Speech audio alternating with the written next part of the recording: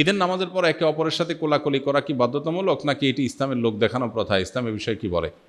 আমাদের দেশে কালচারটা বেশ ভালোভাবে প্রতিষ্ঠিত হয়ে আছে। সেটা হলো ঈদগাহে ঈদের নামাজের পরে আপনার কি কোলাকুলি করা। কোলাকুলি জিনিসটা তো ভালো জিনিস না, কাঁধে কাঁধ মিলানো আর কি। কোলাকুলি মানে একজন আরেকজনকে কোলে নেওয়া। একজন বড় মানুষ, প্রাপ্তবয়স্ক মানুষ আরেকজনকে কোলে নিবে, এটা তো শুনতেও অড শোনা যায়। কোলাকুলি মানে কি? আমি আপনার কোলে উঠলাম, আপনারা আমার কোলে উঠাইলাম, শুনতে তো ভালো শোনা যায় না। যাই হোক, শব্দটা যদিও কোলাকুলি বলা হয়, এখানে উদ্দেশ্য মুআনাকা। হাদিস আমাদেরকে করতে বলেছে কি? মুআনাকা। মুআনাকা মানে কি? কাঁধে কাঁধ মিলানো। মানে আপনার কাঁধে আমি কাঁধ রাখলাম, আপনার প্রতি সৌহার্দ্য প্রকাশ করলাম। আমাদের দেশে বলে আসেন বুকটা মিলাইনি। শরীয়ত আসলে বুক মিলাইতে বলে না, কি মিলাইতে বলে? কাঁধ মিলাইতে বলে। শরীয়ত বলছে কাঁধ মিলাইতে, আমরা মিলাই বুক। শরীয়ত বলছে কাঁধে কাঁধ মিলাইতে, আমরা বলি কোলাকুলি। এটা ছোট ভুল অবশ্য, অনেক সময় বলার ভুল হয়, উদ্দেশ্য ওইটাই হয়। অতএব এটা তেমন মেজর কোনো অসুবিধা নেই। মূল বিষয়টা হলো ঈদের নামাজের পরে আমরা কোলাকুলি করব কি না, কাঁধে কাঁধ মেলানো, এটা ঈদের কোনো সুন্নাহ না। ঈদগাহে আমাদের দেশে যে কালচার দেখা যায়, ঈদের নামাজে সালাম ফিরানো হয়ে গেছে, খুতবা হয়ে গেছে, এবার উঠে সবাই কি শুরু করে?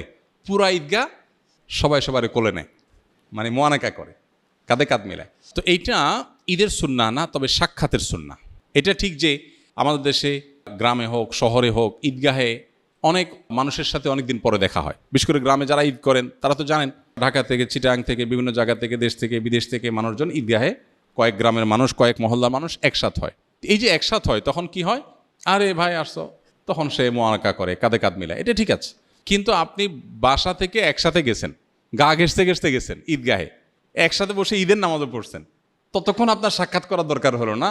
ঈদের নামাজ শেষ হলে উঠে আপনি এবার মোয়ানাকা শুরু করে দিলেন। তো এটা মূলত ঈদের সুন্নত না। তারপরেও আমাদের ঈদের কালচারে পরিণত হয়েছে এটা। এটা যদি মোয়ানাকার সুন্নাহ মনে না করে জাস্ট ঈদের শুভেচ্ছা বিনিময়ের অংশ হিসাবে, সামাজিক কৃষ্টি হিসাবে, আপনার কেউ কারোর সাথে হাসি মুখে সাক্ষাতের অংশ হিসাবে জাস্ট ঈদের কালচার হিসাবে কেউ করতে চায়, তো সেটা সুন্নাহ মনে না করলে, মোয়ানাকা মনে না করলে, এমনি একজন আরেকজনের সাথে হাত মিলানো, বিভিন্নভাবে সৌহার্দ্য প্রকাশ করা, সৌহার্দ্য প্রকাশ, সম্প্রীতি প্রকাশ হিসাবে যদি হয়, সেটা একটা লেভেল পর্যন্ত হতে পারে। বাট এটা আমাদের দেশে মোটামুটি ঈদের সুন্নাহ হিসাবে অনেকে মনে করেন এবং প্রতিষ্ঠিত আছে। এই ধারণাটা আমাদের ভাঙতে হবে, যেটার সাথে ঈদের সুন্নাহর কোনো সম্পর্ক নাই। তাছাড়া ঈদের শুভেচ্ছা বিনিময় মূলত তাকাব্বালাল্লাহু মিন্না ওয়া মিনকুম, আল্লাহ তোমার এবং আমাদের ঈদের নেকামল কবুল করুক, এটা হলো ঈদের শুভেচ্ছা। এই সুন্নাহ সম্মত উপায়ে আমরা ঈদের শুভেচ্ছা প্রকাশ করব। ঈদের দিন সকালে কি কবর জিয়ারত করা সুন্নাত, নাকি অন্য যে কোনো দিন জিয়ারত করা ভালো? কবর জিয়ারত 12 মাসের আমল। কবর জিয়ারতের কোনো নিষিদ্ধ সময় নেই, আবার কবর জিয়ারতের বিশেষ করে নির্দেশিত দিনও নেই যে অমুক দিন কবর জিয়ারত করা সুন্নত, এরকম কোনো দিন নাই। নিজের মৃত আত্মীয় স্বজনের কবর জিয়ারত করা, যে কোনো মুসলমানের কবর জিয়ারত করা, এটা সবসময় ভালো কাজ। নবী সাল্লাল্লাহু আলাইহি ওয়াসাল্লাম বলেছেন, নাহাইতুকুম আন জিয়ারাতিল কুবুর ফাজুরুহাল আন ফাইন্নাহা তুযাক্কিরুকুমুল আখিরাহ।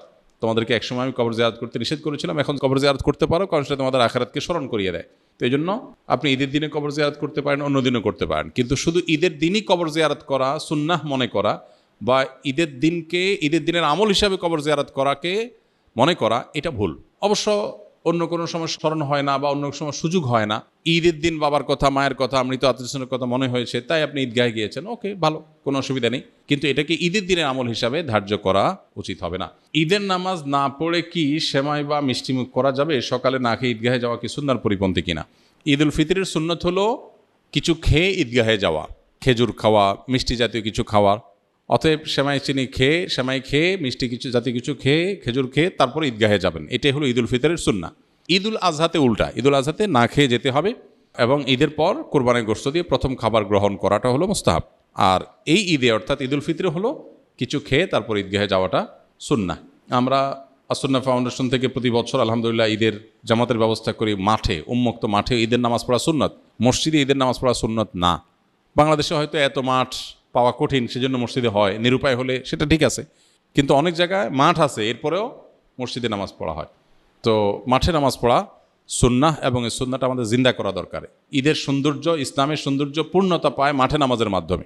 অতএব সেই ব্যবস্থাটা আমাদের করতে হবে। আমরা আলহামদুলিল্লাহ এই যে ইউনাইটেড ইউনিভার্সিটির পেছনে যে স্বদেশ প্রপার্টিজ, এটার মধ্যে আসুন্নাহ ফাউন্ডেশনের যে মসজিদ কমপ্লেক্স, এর সাথেই আমাদের বিশাল বড় ঈদগাহ মাঠ, আলহামদুলিল্লাহ সেখানে আমরা ঈদের নামাজ প্রতি বছর আদায় করি। এবং আমরা আমাদের যে ঈদগাহ, সেখানে বেশ কিছু ভেরিয়েশন আমরা রাখি। গত বছর আমরা 10,000 প্যাকেট 3 পিস করে খেজুর সবাইকে দিয়েছি, এবং 10,000টা ফিরনি, ছোট ছোট বক্স ফিরনি মিষ্টি, এটা আমরা সবাইকে দিয়েছি, 1 বোতল করে পানি দিয়েছি। তো এই বছর সেটা আমরা 15,000 করে প্রস্তুতি নিচ্ছি ইনশাআল্লাহ। 15,000 করে 3 পিস করে খেজুর এবং ফিরনি এবং পানি দেওয়া হবে। এবং সেই সাথে বাচ্চাদের জন্য ঈদের পর ফ্রি খেলাধুলার বিভিন্ন রাইড আমরা অ্যারেঞ্জ করি।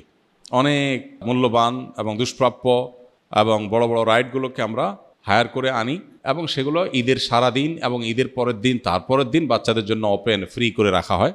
আর মেয়েদের জন্য এবছর আমরা সেখানে হাতে মেহেদি লাগাই দেওয়ার ব্যবস্থাও রাখতেছি ইনশাআল্লাহ। আর শুধু বাকি আছে আবিয়া ইত্যাদির বিয়ে করানো, ওইটাও হয়ে যেতে পারলে ভালো হতো, শাওয়াল মাসে বিয়ে মুস্তাহাব। তো আপনাদের যাদের সুযোগ আছে আপনাদের দাওয়াত থাকলো। আর আমাদের ওখানে ফাউন্ডেশনের ওখানে মসজিদে জামাত হবে ইনশাআল্লাহ 7:30-এ, এখানেও 7:30-এ জামাত হবে ইনশাআল্লাহ, মসজিদেও 7:30-এ। বসুন্ধরা থেকে জানা দিয়েছে 7:30 আমাদের এখানে সময় ইনশাআল্লাহ। ঈদের দিন একটু মিষ্টিমুখ করে যাওয়া সুন্নাত, সেটা বলতে গিয়ে বললাম। কেউ যদি আমাদের ওখানে ঈদের নামাজ পড়েন, বাসাতে মিষ্টিমুখ নাও করেন, আমরা ইনশাআল্লাহ আপনাকে মিষ্টিমুখ করাবো ইনশাআল্লাহ। আস-সুন্নাহ ফাউন্ডেশন, উম্মার স্বার্থে সুন্নাহর সাথে।